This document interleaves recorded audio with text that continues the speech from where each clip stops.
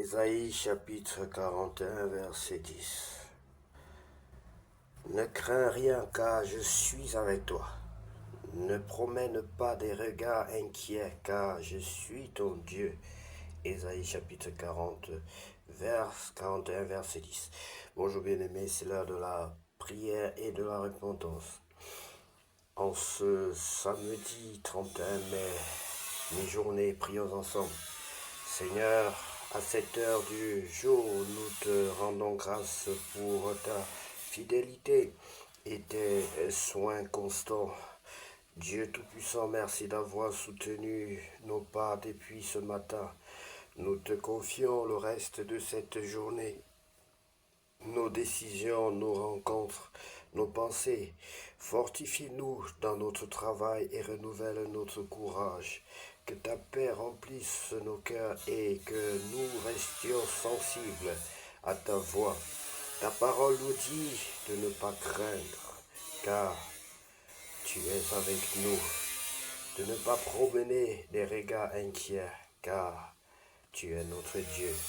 Ésaïe chapitre 41 verset 10. Bien-aimé, que Dieu vous bénisse abondamment.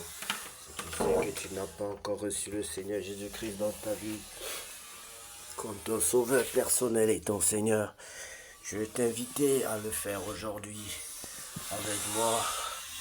Tu vas répéter cette prière après moi. Si tu as vraiment ce désir-là de recevoir le Seigneur, le grand Dieu d'Israël dans ton cœur comme ton sauveur personnel et ton Seigneur, tu vas confesser tes péchés, bien-aimé. C'est la confession du péché qui procure la vie. C'est l'humilité et la repentance qui procure la vie, bien-aimé. Dans cette action que tu vas poser, dans cet acte que tu vas poser, sache que c'est ton humilité et le pardon et le demande. Et quand tu vas demander pardon à ton Dieu qui va te purifier et te donner une nouvelle vie. Si tu es prêt, bien-aimé, si tu as pris la position qui honore ton Dieu, tu peux dire ceci. Seigneur Jésus-Christ, je reconnais humblement que je suis un pécheur. Seigneur Jésus-Christ, je ne mérite pas m'approcher de ta sainte présence. Seigneur Jésus-Christ, je sais que tu as dit que là où 2 ou 3 personnes sont rassemblées en ton nom, tu es présent. Et c'est pour cela que je viens tout tremblant devant ta sainte présence, te demander pardon de toutes les fautes que j'ai commises en acte, en pensée et par omission depuis ma naissance. Oui, c'est pour cela que je viens tout tremblant, avec crainte et tremblement, pour te demander pardon de toutes les fautes que j'ai commises en acte, en pensée et par omission, depuis que je suis né. Pardonne-moi et introduis-moi dans ton royaume. Introduis-moi dans ton royaume, Seigneur. Je t'accepte dans ma vie comme mon sauveur personnel et mon Dieu. Viens me guider, viens prendre le plein contrôle de ma vie, Seigneur. Viens, sois mon Dieu. Viens, sois mon Seigneur et mon sauveur. Viens, sois mon guide de tous les jours. Je t'en supplie, Père Saint, au nom de Jésus-Christ, baptise-moi et remplis-moi de ton Esprit Saint. Baptise-moi et remplis-moi de ton Esprit Saint, afin qu'il soit mon guide de tous les jours. Je t'en supplie au nom de Jésus-Christ de Nazareth. Amen. Oui, bien-aimé, sois béni si tu as fait cette prière d'un cœur sincère. Sache que désormais tu n'es plus seul. Sache que désormais tu n'es plus appelé seulement créature de Dieu, mais tu es désormais un enfant de Dieu né de nouveau, ni par la chair, ni par le sang, mais par l'Esprit de Dieu. Sois béni, bien-aimé, au nom de Jésus-Christ. Sache que pour grandir dans la foi, tu dois lire la parole de Dieu tous les jours. La Bible dit que ce livre de la loi ne quitte point tes yeux. Que ce livre de la loi ne quitte point tes yeux. Que ce livre de la loi ne quitte point tes yeux, bien-aimé. Sache que ton épée, c'est la parole de Dieu, ton épée de combat. Ton arme de combat, c'est la parole de Dieu. Ta force, c'est la parole de Dieu. Ta victoire est dans la parole de Dieu. Ton mariage est dans la parole de Dieu. Ta joie est dans la parole de Dieu. Ta paix est dans la parole de Dieu. Oui, parce que la parole de Dieu, Dieu est révélation. Dieu est parole, bien-aimé. Et Dieu est la parole révélée. Sois béni. Père éternel, dispose notre cœur à recevoir, pour que nous puissions recevoir favorablement ta parole ce jour.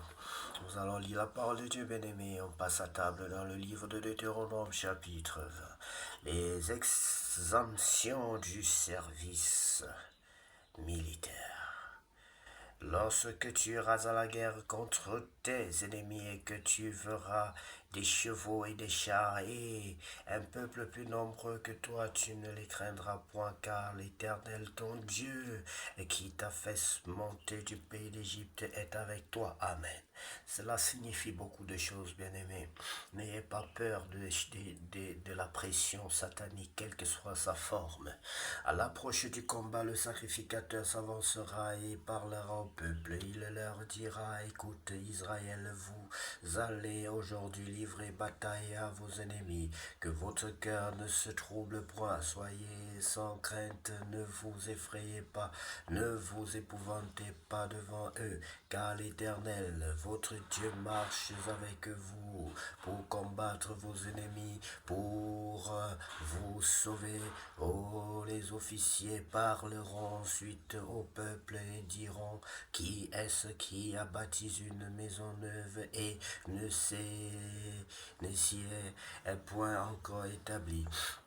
Qu'il s'en aille et retourne chez lui de peur qu'il ne meure dans la bataille et qu'un autre ne s'y établisse. Qui est-ce qui a planté une vigne et n'en a point encore joui? Qu'il s'en aille et retourne chez lui de peur qu'il ne meure dans la bataille et qu'un autre n'en jouisse. Oh, qui est fiancé à une femme et ne l'a point encore prise, qu'il s'en aille et retourne chez lui, de peur qu'il ne meure dans la bataille et qu'un autre ne la prenne. Les officiers continueront à parler au peuple et diront, qui est-ce qui a peur et manque de courage? Qu'il s'en aille et retourne chez lui, afin que ses frères ne se découragent pas comme lui. Quand les officiers auront achevé de parler au peuple, ils placeront les chefs des troupes à la tête du peuple en conquête des villes. Quand tu t'approcheras d'une ville pour t'attaquer, tu lui offriras la paix. Si elle accepte la paix et t'ouvre ses portes, tout le peuple qui s'y trouvera te sera tributaire et asservi. Si elle n'accepte pas la paix avec toi et qu'elle veille te faire la guerre, alors tu l'assiégeras. Et après que l'Éternel ton Dieu l'aura livré entre tes mains, tu en feras passer tous les hommes au fil de l'épée.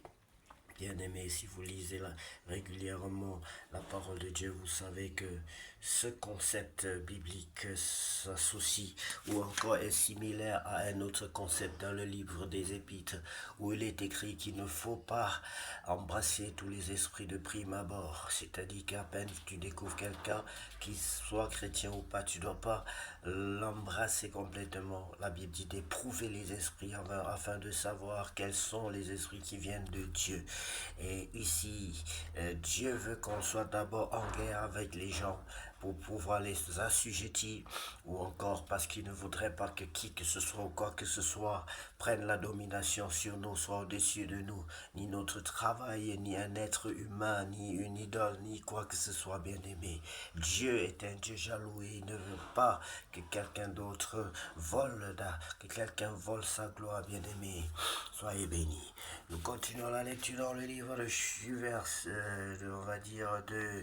Deutéronome, donc chapitre 20, verset 14, cette fois-ci, voilà, nous y sommes. Mais tu prendras pour toi les femmes, les enfants, le bétail, tout ce qui sera dans la ville, tout en butin, et tu mangeras le butin de tes ennemis que l'Éternel, ton Dieu, t'aura livré. C'est ainsi que tu agiras à l'égard de toutes les villes qui sont très éloignées de toi et qui ne font point partie des villes de ces nations-ci, mais dans les villes de ces nations dont l'Éternel ton Dieu te donne le pays pour héritage, tu ne laisseras la vie à rien de ceux qui respirent, car tu dévoreras ces peuples, pas interdit les Étiens, les Amoriens, les Cananéens, les Phérésiens, les Éviens et les Jébusiens, comme l'Éternel, ton Dieu, te l'a ordonné, afin qu'ils ne vous apprennent pas à imiter toutes les abominations qu'ils font pour leur Dieu, et que vous ne péchiez point contre l'Éternel votre Dieu.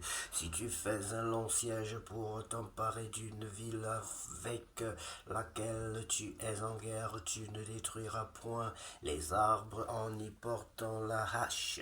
Tu t'en nourriras et tu ne les abattras point, car l'arbre des champs est-il un nom pour être assiégé par toi? Voilà, bien aimé, il ne faut pas qu'on soit non plus insensé à aller tout abattre parce qu'on est en guerre. Mais tu pourras détruire et abattre les arbres que tu sauras ne pas être des arbres servant à la nourriture et en construire des retranchements contre la ville qui te fait la guerre jusqu'à ce qu'elle succombe.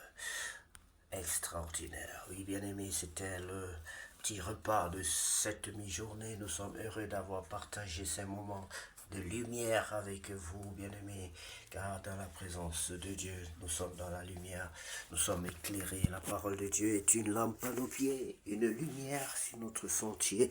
Elle nous permet, elle nous régénère, elle nous restaure, elle nous permet de voir de nouveau, bien aimés. Que notre Dieu vous bénisse, que cet après-midi soit le plus beau de tous les après-midi d'avoir vécu sur cette terre au nom de Jésus-Christ. Amen.